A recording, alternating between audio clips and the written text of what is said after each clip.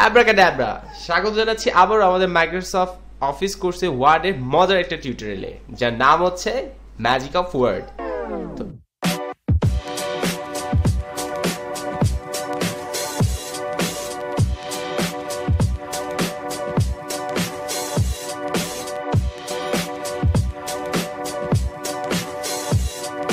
এখন আমরা error line নিয়ে কাজ করবো, যে আমরা কিভাবে right error left error use করবো।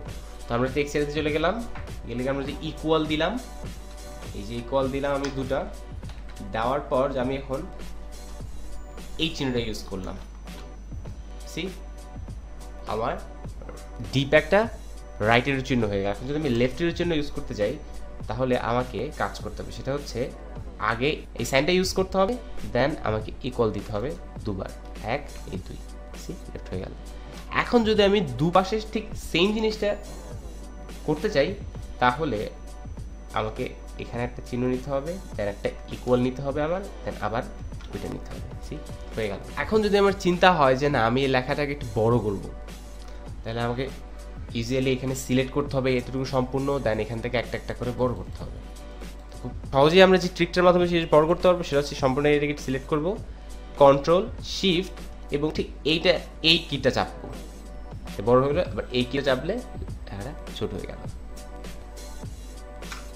এখন আমরা কিছু আইকন সম্পর্কে জানবো, যে আইকনগুলো আমাদের খুব ইম্পর্টেন্ট। আমরা অনেক ওয়েবসাইটের নিচে দেখতে পাই, যেমন কপিরাইট, রেজিস্টার এবং ট্রেডমার্ক যে আইকনগুলো, সেগুলো কীভাবে লেখা যায় খুব সহজ। তো প্রথমে একটা ব্র্যাকেট নিব, ব্র্যাকেটের ভিতরে যদি আমি সি লিখি, দেন আমি যদি বন্ধ করে দিই, ইন্টার দিই, সি আমার কপিরাইট লোগো হয়ে গেল।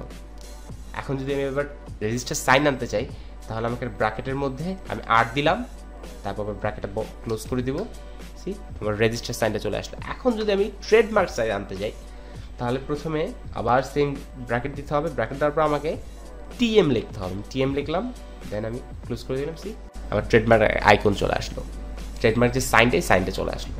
আমরা প্রথম ভিডিওতে আমরা ফরম্যাট প্রিন্টার সম্পর্কে আমরা জেনেছিলাম একদম ওয়ার্ডের শুরুর দিকেই। তো এখন আমরা সেটা ট্রিক সম্পর্কে জানবো, যে কীভাবে খুব সহজে আমরা এই ফরম্যাট প্রিন্টারটা কাজ করতে পারি, খুব সোজা ট্রিক্সে। আমি এটা সম্পূর্ণ রেজ করে দিই, রেজ করে দেওয়ার পর এখন আমি যদি এখানে কোনো সেন্টেন্স লিখি কিংবা কোনো লাইন লিখলাম, লাইনটা লিখলাম, ঠিক আমি ট্রিক্সের মাধ্যমে সেটাকে আরও সিলেক্ট করলাম, সিলেক্ট করে বড় করলাম। তো এখন আমি এটাকে আবার আগের মতো নিয়ে যাব, সেটা হলো ফরম্যাট প্রিন্টারের মাধ্যমে। তো ফরম্যাট প্রিন্টারের মাধ্যমে আমি যে কাজটা করবো, এখন এরিয়াটা সিলেক্ট করব, কিবোর্ডে কন্ট্রোল আর স্পেস চাপ দিলেই আবার লেখাটা আমার আগের ফরম্যাটে চলে আসবে। আমি স্পেস প্রেস করলাম, সি আমার লেখাটা আবার আগের মতো চলে আসে। তো এই হচ্ছে খুব ফরম্যাট প্রিন্টারের খুব ইজি একটা ট্রিক্স। এখন আমি যে ট্রিক্সটা সম্পর্কে জানবো, সেটা হচ্ছে কীভাবে আমরা আপার কেস লোয়ার কেস, যে আমরা আমাদের প্রথম একদম ওয়ার্ডের শুরু থেকে যে ভিডিওগুলোতে দেখেছিলাম, যে আপার কেস কি লোয়ার কেস সম্পর্কে আমরা যে জেনেছি, সেটা খুব সোজা ট্রিক্স দেখবো, যে কীভাবে আমরা এগুলো কাজ করবো খুব সহজেই। তা আমি এখানে ধরলাম আমি এখন সবগুলো লোয়ার স্কেলে কোনো কিছু লিখলাম। তো লেখার পর আমি এখন এগুলো সব এখন আমি আপার কেস কিংবা লোয়ার কেস যে করবো, তো আমি এটাকে সম্পূর্ণ এটাকে আমি সম্পূর্ণ সিলেক্ট করলাম।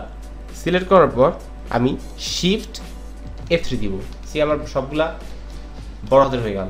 আবার দিই সব ছোট হাতের, আবার দিলে প্রথমটা বড় হাতের, বাকিগুলো সব ছোট হাতের, আবার দিলে আবার আসবে। তো এইভাবে আমরা আপার কেস লোয়ার কেস কাজটা খুব এই ট্রিক্সের মাধ্যমে করতে পারি।